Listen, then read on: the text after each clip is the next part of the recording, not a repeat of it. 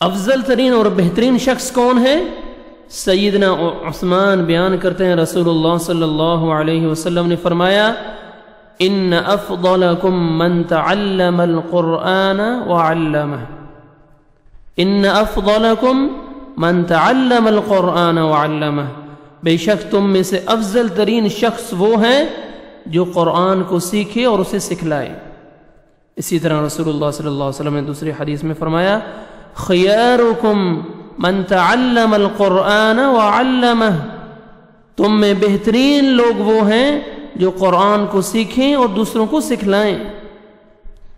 اللہ تعالیٰ کے ہاں معزز اور محترم وہ لوگ ہیں جن کا تعلق کلام اللہ سے ہے۔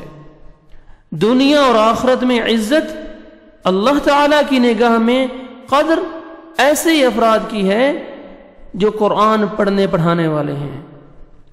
قرآن کریم کا علم ایسی دولت ہے جس میں نہ کمی آتی ہے نہ ہی اس کو کوئی چھین کے جا سکتا ہے، جتنا اس کو عام کیا جائے اتنی عزت زیادہ ہوتی ہے۔ نبی کریم صلی اللہ علیہ وسلم کا فرمان مبارک ہے خیرکم من تعلم القرآن وعلمہ، تم سب میں معزز اور بہترین اور افضل شخص وہ ہیں جو قرآن کو سیکھے اور سکھلائے۔ قرآن مجید کا علم انسان کی عزت میں جہاں اضافہ کرتا ہے وہاں جنت میں داخلے کا سبب بھی بنتا ہے۔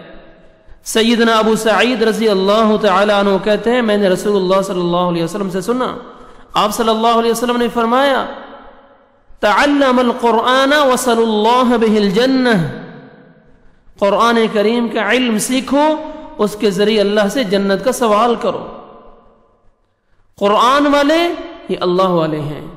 سیدنا انس بن مالک سے روایت ہے رسول اللہ صلی اللہ علیہ وسلم نے فرمایا ان للہ اہلین من الناس قالوا یا رسول اللہ من هم قال هم اہل القرآن اہل اللہ وخاصته، ان اہل اللہ اہلین من الناس، بے شک لوگوں میں سے کچھ لوگ اللہ کے مقرب ہیں۔ صحابہ نے عرض کیا، سوال کیا اللہ کے رسول وہ کون ہیں؟ من ہم؟ قال هم اہل القرآن، اللہ کے نبی صلی اللہ علیہ وسلم نے فرمایا وہ قرآن والے ہیں جو اللہ والے ہیں۔ اہل اللہ ہم اہل القرآن اہل اللہ، وہ اللہ کے قرآن والے ہیں اور اللہ والے ہیں، وخاصتو اور اس کے خاص بندے ہیں۔ اللہ تعالیٰ کے بندوں کو اتنی عزت اور شرف کتاب اللہ کی وجہ سے ملا ہے، قرآن مجید کی وجہ سے ملا ہے۔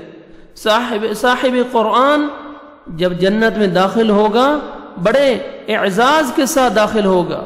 سیدنا ابو سعید رضی اللہ تعالی عنہ کہتے ہیں رسول اللہ صلی اللہ علیہ وسلم نے فرمایا یقال لصاحب القرآن اقرأ ورتل كما كنت ترتل في الدنيا فإن منزلك عند آخر آية تقرأها، صاحب قرآن، اے صاحب قرآن، صاحب قرآن کو کہا جائے گا، قرآن کے قاری، قرآن کے حافظ، قرآن مجید پر عمل کرنے والے عالم کو کہا جائے گا، حافظ قرآن کو، قرآن کی قرات کرنے والے کو کہا جائے گا ٹھہر ٹھہر کر پڑھتا جا جس طرح کہ تو دنیا میں ٹھہر ٹھہر کر پڑھتا تھا، جہاں تیری آخری آیت ختم ہو وہ تیری منزل ہے۔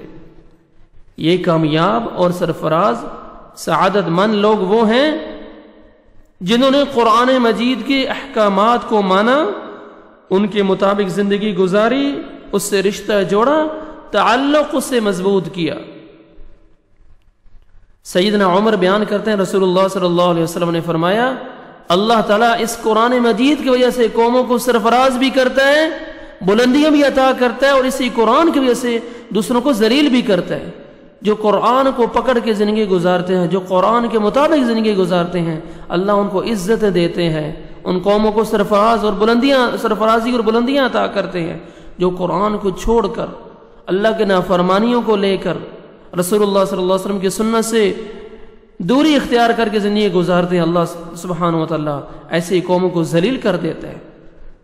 ہمارا عزت، ہمارا وقار اسی میں ہے کہ ہم قرآن مجید کو مضبوطی سے پکڑ لیں، دینی، اخلاقی، سیاسی، معاشی اور معاشرتی بلندیوں کو حاصل کرنا ہے تو قرآن مجید کو مضبوطی سے پکڑنا ہوگا، اس پہ عمل کرنا ہوگا، اپنے معاشرے میں، اپنے سیاسی معاملات میں، معاشرتی معاملات میں، اخلاقی، دینی، ہر معاملات میں قرآن مجید کو بیچ میں لے کے آنا پڑے گا، تبھی ہم جو ہے نا ہمیں اللہ تعالیٰ عزتیں اور سرفرازیاں عطا کرے گا۔